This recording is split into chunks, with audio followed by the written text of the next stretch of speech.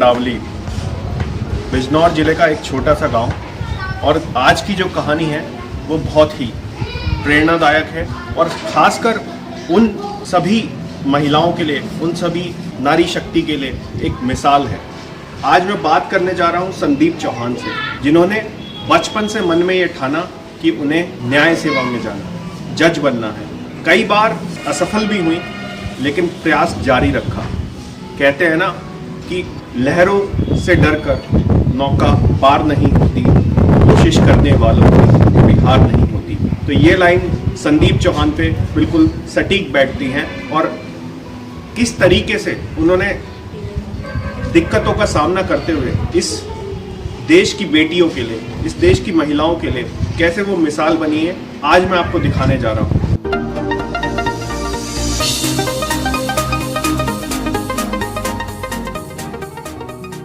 मेरी प्रारंभिक शिक्षा जो है वो सेंट मैरीज स्कूल मंडावली में हुई है। मैंने high school Saint Mary's School से किया है और वो हिंदी मीडियम है।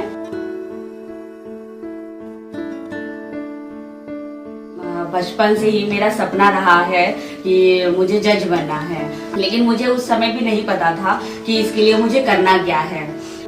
तो मेरी हाई स्कूल परीक्षा हुई, मेरी हाई स्कूल में फर्स्ट आई। मैं अपना बल्कि जो ये मंडावली में जो स्कूल है उसमें टॉपर मैं ही रही हूँ। और आज भी बच्चे जब वहाँ से आते हैं कहते हैं बुआ जी आपका नाम है वहाँ पर लिखा हुआ, तो मुझे अच्छा लगता है।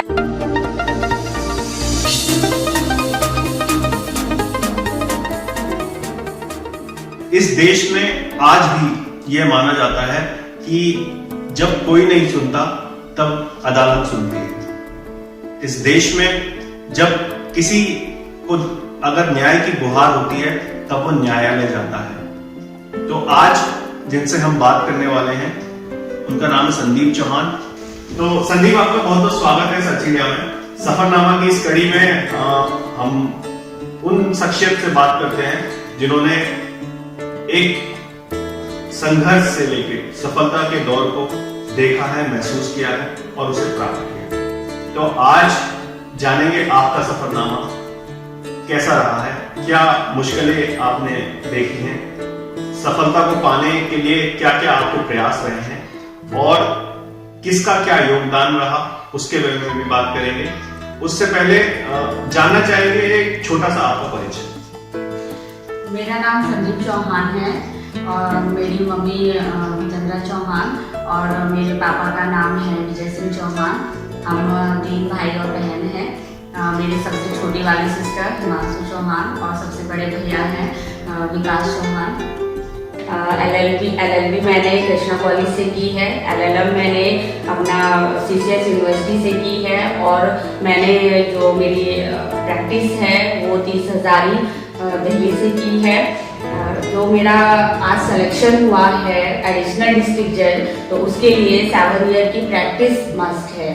आप LLM करिए ना करिए उससे कोई फर्क नहीं पड़ता, लेकिन जो प्रैक्टिस है वो आपका होना चाहिए। तो मेरी जो प्रैक्टिस है वो प्रैक्टिस मैंने दिल्ली से की है। मेरी दिल्ली में 30,000 में प्रैक्टिस चलती है और जो उसके अलावा जो भी मेरे एफर्ट्स रहे हैं वो मैंने दिल्ली में ही रह के किए हैं।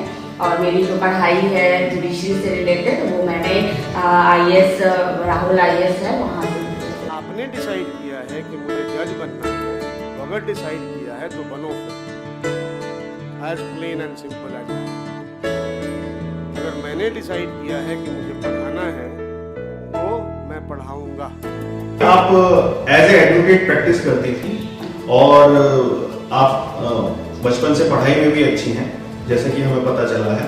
तो आपने ऐसा ही क्यों चुना कि मुझे जज बनना है? बाकी और भी परीक्षाएं हैं, IAS की परीक्षा है, PCS की परीक्षा है या और भी अन्य कई ऐसे फील्ड हैं कि जिसमें जाया जा सकता था। तो ऐसा क्यों आपको लगा कि जज ही बनना चाहिए? देखिए, हमारे जीवन में स्ट्रगल बहुत रहा है। मेरी मम्मी ने हमारे लिए बहुत स्ट्रगल किया है और रही बात जैसे हम लोगों का जो फैमिली बैकग्राउंड है वो थोड़ा सा मतलब डिस्प्यूटेड रहा है। तो उसको देख के मुझे हमेशा ये लगता था, मम्मी को कभी कभी कोर्ट के चक्कर भी लगाने पड़े हैं, उन्होंने कोर्ट के चक्कर भी लगाए हैं। तो उस वजह से मुझे ये लगता था कि कहीं ना कहीं न्याय व्यवस्था में जाना कि समाज के लिए कि अगर मुझे कुछ करना है तो एक न्याय व्यवस्था एक ऐसा क्षेत्र है कि वहां पर आप अगर पहुंचते हैं तो आप न्याय दिला सकते हैं, है ना। क्योंकि आज भी अगर आप देखें तो एक जैसे सरकार के 3 स्तंभ होते हैं, है ना, उसी में से ही एक स्तंभ जो है वो न्याय व्यवस्था है ना। और अगर आप किसी समाज के लिए, किसी भी व्यक्ति के लिए कुछ भी करना चाहते हैं कि आप देख रहे हैं कि उसके साथ अन्याय हो रहा है या किसी के साथ अन्याय हो रहा है, तो आप अगर उनके लिए कुछ करना चाहते हैं तो एक न्याय व्यवस्था अगर आप वहां पहुंचते हैं तो आप उनके लिए कुछ कर सकते हैं। तो ये सब देखते हुए मुझे लगा कि मुझे न्याय व्यवस्था में आना चाहिए। पुराना परिवेश और जो पहले परिवार ने जो दिक्कतें झेली हैं न्याय विभाग से संबंधित, और उसी से प्रेरणा मिली कि मैं इस विभाग का अंग बन के समाज को सुधारूंगी या समाज में अपना योगदान दूंगी। बिल्कुल, बहुत अच्छी सोच है संदीप आपकी। तो क्योंकि अब जैसा है कि आपका परिवार है, आपके हस्बैंड भी हैं, आप बच्चे भी हैं, तो कब ये दिमाग में आया कि मुझे इस बात की तैयारी करनी है? और क्योंकि हमारे समाज में या आज भी कई लोग की ये मान्यता होती है कि नहीं, कि भाई अब शादी हो गई है, पहले के जो डिसीजन होते हैं वो माँ बाप ले लेते हैं, शादी के बाद के डिसीजन में कुछ और लोग जुड़ जाते हैं, तो महिला कहीं ना कहीं अपने आप को बंधा हुआ महसूस करती है। तो इस विषय में मैं आपसे जानना चाहूँगा कि क्या ऐसा कुछ हुआ और क्या आपकी जर्नी रही, किसने कैसे सपोर्ट किया और क्या आपका रोल रहा तैयारी को लेके और सफलता पाने में? कि जब एक महिला और पुरुष के बीच में तो कोई भेदभाव होना ही नहीं चाहिए। जब पुरुष बाहर जाकर नौकरी कर सकता है, अपने आप को साबित कर सकता है, तो एक महिला होने के नाते मैं क्यों नहीं साबित कर सकती हूँ कि हाँ, कि मेरे मतलब मुझे भी अपने आप को साबित करना है। मुझे हमेशा से मेरी एक ही लड़ाई रही है कि मुझे अगर पहचाना जाए तो मेरे अस्तित्व से पहचाना जाए कि मेरा अस्तित्व क्या है, और वही बनाने के चक्कर में कि मैं यहाँ, मेरा जो सफर है वो बहुत लंबा रहा और आज मैंने अपने आप को साबित कर दिया है। मेरा एक अस्तित्व है, ये मुझे मेरे हस्बैंड के नाम से या मेरे फादर के नाम से नहीं पहचाना जाएगा। मुझे हमेशा से इस बात का गर्व रहेगा, बल्कि आज मेरे पिताजी, मेरे पापा जिंदा होते तो उन्हें भी ये गर्व होता कि मुझे ये पापा को पहचाना जाएगा, तो ये पहचाना जाएगा कि हाँ, कि वो बेटी है, वो उनकी बेटी है। मैं भी ये चाहती थी कि मैं अपने पापा को कभी मतलब ये गर्व महसूस कराऊं। आज वो जिंदा होते तो उनको बहुत अच्छा लगता, लेकिन उससे पहले मेरे भाई ने भी गर्व महसूस कराया है कि उन्होंने भी पापा का नाम, मम्मी का नाम सारे क्षेत्र में, यहाँ के सारे क्षेत्र में किया है। तो मेरा भी यही मन था हमेशा से कि जैसे भाई ने किया है ऐसा मुझे भी करना है।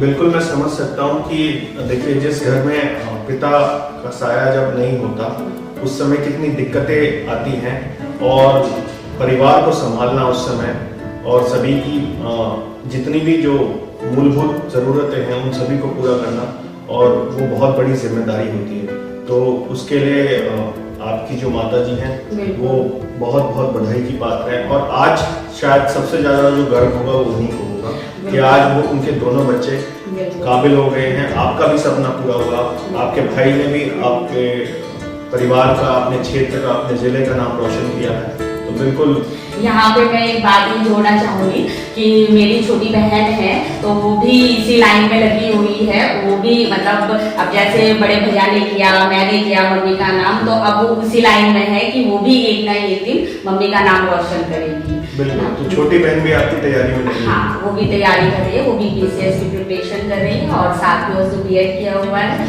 तो वो जो है, बात करेंगे आपके हस्बैंड की, है ना, उनका क्या रोल रहा है? क्योंकि जैसे पत्नी को अर्धांगिनी माना जाता है, तो आपके अर्धांगिनी वो हुए, है ना, तो उनका क्या रोल रहा है और कैसे उन्होंने सपोर्ट किया है, जानना चाहेंगे। देखिए, मेरे हस्बैंड का नाम विपिन चौहान है और वो प्रैक्टिस करते हैं बिजनौर। मेरे जो हस्बैंड हैं उन्होंने हमेशा मेरा सहयोग किया है। एक्चुअली अगर हम बात करें तो मेरे हस्बैंड और हम दोनों एक दूसरे को 2006 से जानते हैं, बल्कि 2003 से जानते हैं, ठीक है। तो उनको मेरे बारे में पता था हमेशा कि मेरा क्या एम रहा है, कि मेरा क्या एम्बिशन है, कि मुझे कुछ बनना है। तो उन्होंने कभी भी ये कोशिश नहीं की कि वो मुझे नीचे गिराए। हमेशा हमेशा ये रहा है उनका कि वो हमेशा मुझे सपोर्ट करते रहे। अगर मैं कहीं पे मतलब कभी कभी ऐसा होता है ना कि इंसान हार जाता है, कहता है कि नहीं मुझे अब नहीं करना है कुछ भी, तो उन्होंने मुझे इतना सपोर्ट दिया, इतना मुझे साहस दिया, हमेशा ये कहा कि नहीं कोई बात नहीं, कि अगर इस बार फेल हुए हो तो अगली बार एग्जाम दो, अगली बार पास हो जाओगे।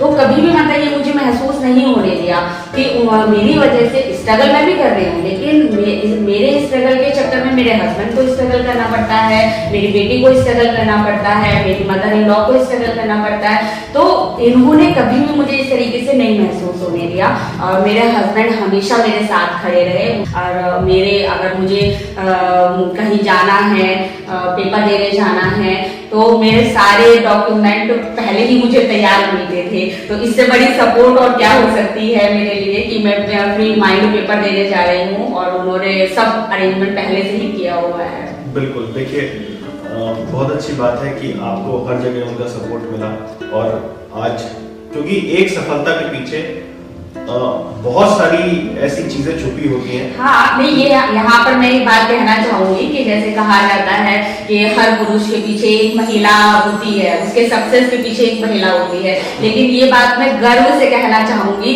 कि मेरी सफलता के पीछे एक पुरुष है जो मेरे हस्बैंड हैं, कि उन्होंने हमेशा मुझे सक्सेस की ओर अग्रसर किया है। अब बात करते हैं आपकी बेटी की, क्योंकि जब परिवार में एक बच्चा आ जाता है और वो माँ के सबसे करीब होता है, और कहीं ना कहीं जब आप इतना बड़ा लक्ष्य लेके चल रहे हो और उस बीच में जो आपके सबसे करीब है, क्योंकि माँ का कोई दूसरा विकल्प नहीं है ना, तो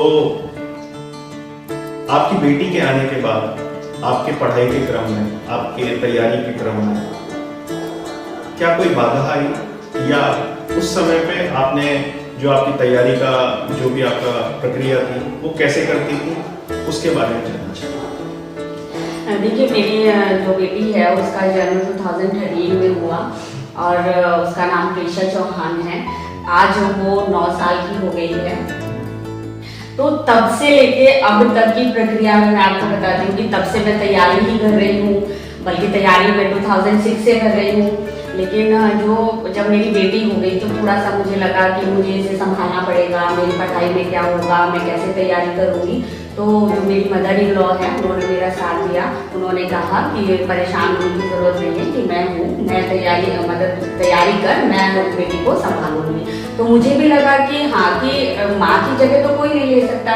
तो मैं जब वो 1 महीने की थी तो मैं उसको छोड़ के चली गई थी, और मैंने अपनी तैयारी कंटिन्यू रखी, और तब से आज तक भी मम्मी उसको संभाल रही हैं। और अब पिछले 1 साल से, जब से कोरोना का एरा है, तो तब से मैं उसके पास हूँ, तो उसको भी अच्छा लगता है। लेकिन एक माँ की कमी उसको हमेशा महसूस रहती है। तो मुझे भी ये लगता था कि अगर मैं आज कुछ बन रही हूँ, अगर कुछ बन जाऊँगी तो मेरी बेटी के लिए है। तो वो मुझे एक साहस का काम देती थी, कि हमेशा मुझे लगता था कि मैं बेटी को छोड़ के जा रही हूँ, तो मुझे लगता था कि जो मैं आज कर रही हूँ वो कर तो मेरी बेटी के लिए रही हूँ, कि तो उसका मतलब उसकी वजह से मुझे बहुत टेंशन रहती थी। लेकिन बस मोटिव ये रहता था उसके पीछे कि बेटी के लिए करना है, अपने परिवार के लिए करना है, समाज के लिए करना है। तो मुझे वो मोटिवेशन फिर बेटी को ही देख के मिलता रहता था, कि जब वो रोती थी, जब मैं जाती थी पेपर देने के लिए, तो वो रोती थी कि मम्मी आप मत जाओ मत जाओ। तो मैं उससे कहती थी कि नहीं बेटा, मम्मी का पेपर है और मम्मी को जज बनना है ना, देखो। तो वो कहती थी कि हाँ मम्मी ठीक है आप जाओ। बल्कि वो मुझे फ़ोन करके भी, जब मेरा पेपर होता था तो मुझे फ़ोन करके बोलती थी कि मम्मी क्या कि आप मतलब जज बन जाना, मम्मी इस बार जज बन के ही आना कर। तो मुझे लगता था कि हाँ देखिए ये वो है। तो पहले अपना भविष्य संवारा, साथ ही साथ अपनी बेटी का भी भविष्य संवारा।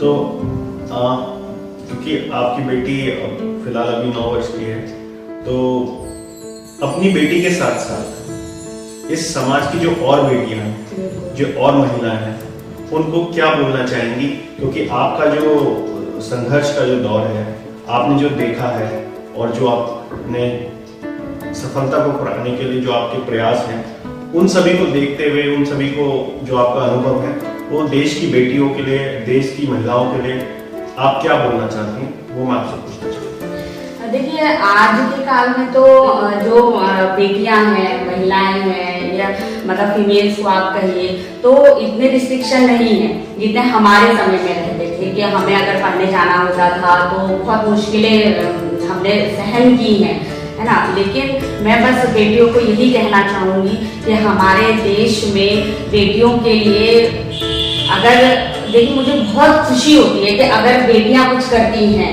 है ना। तो मैंने एक एग्जाम्पल सेट किया है कि जब एक देश की बेटी होकर मैं जुडिशरी निकाल सकती हूँ, तो बाकी क्यों नहीं, है ना। जो सपने बेटियों ने अपने मन में संजोए हैं, उन्हें कभी भी दबा के ना रखें। जो आपको बनना है ना, भले ही आपको PCS बनना है, भले ही आपको IAS बनना है, भले ही आपको जुडिशरी में जाना है, तो आप अपना एम जो आपने बनाया है उसको कभी भी, भले ही आपके सामने कितनी भी दिक्कतें आए, है ना, लेकिन आपको अपना एम पूरा करना है। क्यों? क्योंकि अगर वो बेटी आज रुक गई तो जो आने वाली 10 पीढ़ियां हैं तो वो भी ये सोचेंगे कि ठीक है, वो कुछ नहीं कर पाई तो हम ही क्या कर पाएंगे। तो ऐसा नहीं होना चाहिए, अपने आप को ताकतवर बनाइए, है ना। और वैसे भी सरकार आजकल बेटियों को पढ़ाने के लिए, उनको बढ़ावा देने के लिए इतनी स्कीम कर रही है कि बेटी बचाओ बेटी पढ़ाओ, है ना। तो आपको खुद अपने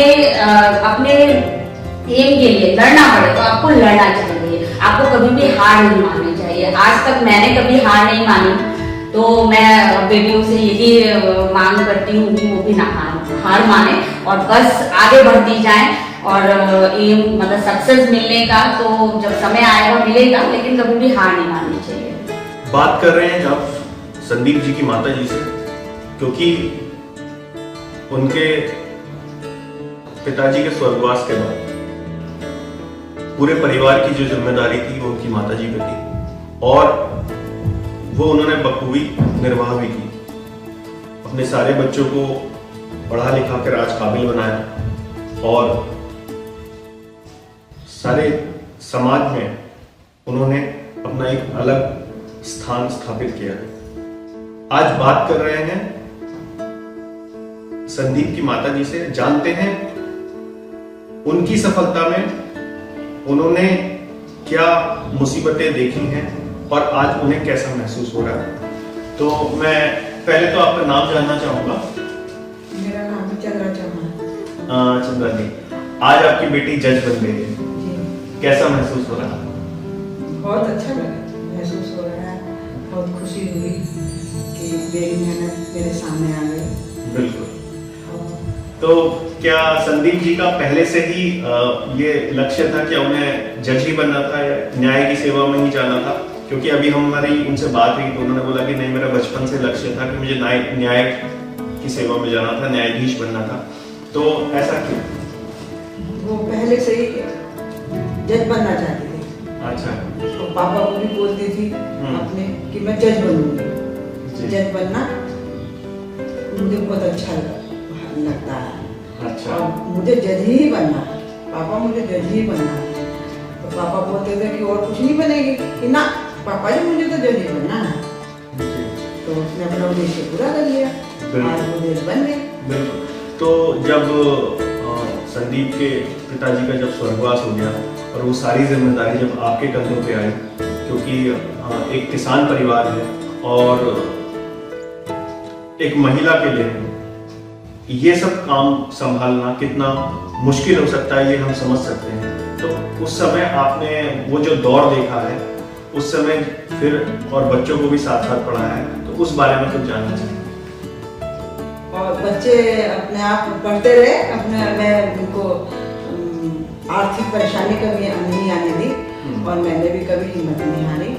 तो इनका साहस बनाए रखा जी। ये आगे बढ़ते रहे और चलते रहे अपने आप। बिल्कुल।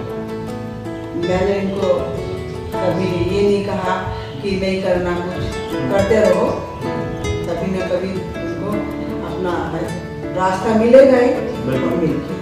बिल्कुल, तो जो सारी सुविधाएं थी वो आपने उन्हें दिलाई, हाँ। और जो मुसीबतें थी वो सारी अपने ऊपर ले ली। लेकिन आज जब आपके बच्चे काबिल हो गए हैं तो आज आपको गर्व होता होगा। तब ये दोनों बच्चे विकास और संदीप दिल्ली कोचिंग कर रहे थे, तो गांव वाले समाज वाले बोलते थे कि औरत पागल हो गई पढ़ाई के पीछे। अच्छा। लेकिन मैं चुप अपना काम करती रही। अपने काम से मतलब है मुझे, तो बोलने दो। एहसास होता था मुझे भी मेरा पैसा जा रहा है, फिर भी मैंने कभी हिम्मत नहीं की। बिल्कुल। हाँ, किसी की सुनी नहीं, किसी की अपने में रही और हिम्मत नहीं आई। बहुत बढ़िया, बहुत बढ़िया। तो बात कर रहे थे संदीप की माता जी से, और देखिए उन्होंने बताया कि जीवन में जितनी भी मुसीबत आई उनके बच्चों पे कोई प्रभाव नहीं पड़ा। सारी दिक्कतें उन्होंने अपने ऊपर ली और अपने बच्चों को आगे काबिल बनाया। जैसे कि संदीप से भी हमने बात की, संदीप ने भी बताया कि जितनी भी दिक्कतें हैं, जितनी भी परेशानियां हैं, वो उनके माताजी ने महसूस की, लेकिन उनको कभी भी किसी भी चीज की ऐसी दिक्कत नहीं आई या सुविधा नहीं मिली जिसकी उनको आवश्यकता थी। तो इस प्रोग्राम को जितने भी युवा देख रहे हैं, ये एक अलग प्रेरणा वाली कहानी है, और देश की जो बेटियां हैं, जो देश की महिलाएं हैं, ये उनके लिए एक सबक है, एक मिसाल है। तो देश की सभी बेटियों से, सभी महिलाओं से हमारा निवेदन है कि जैसे संदीप ने अपने लक्ष्य को पाने के लिए चाहे कितनी भी परेशानियां झेली हो, लेकिन वो पीछे नहीं हटे। तो इसीलिए मैं दोबारा कहता हूं कि लहरों से डरकर नौका कभी पार नहीं होती, कोशिश करने वालों की कभी हार नहीं होती। देखिए, जो सर्च इंडिया है वो बहुत अच्छा न्यूज़ चैनल है। मैं आप देखती रहती हूँ आपका कि आप PCS और कभी IAS के आप इंटरव्यू लेते रहते हैं। शायद जुडिशरी का ये फर्स्ट टाइम है आपका कि आप ले रहे हैं। तो वो आप जो लेते हैं, जो आप शूट करते हैं, तो उसको देखकर सामने वाले को बहुत मोटिवेशन मिलता है। उनको लगता है कि आज ये इस समाज से निकलकर PCS बने हैं, तो उनको जो देख रहे हैं, जो आपकी वीडियो देख रहे हैं, तो उनको एक मोटिवेशन मिलता है ना, कि हम भी कुछ कर सकते हैं। तो आपका योगदान तो सब समाज के लिए मुझे लगता है कि बहुत बड़ा है कि आप वहां पर जाकर सबको दिखा रहे हैं कि आप भी ऐसा कर सकते हैं, आप भी ऐसा बन सकते हैं कि आज इन्होंने स्ट्रगल किया वो बने, है ना। तो और भी स्ट्रगल करेंगे तो वो भी बनेंगे, है ना। तो आपका चैनल इस विषय में बहुत अच्छा है कि मोटिवेशन सबको मिलता है।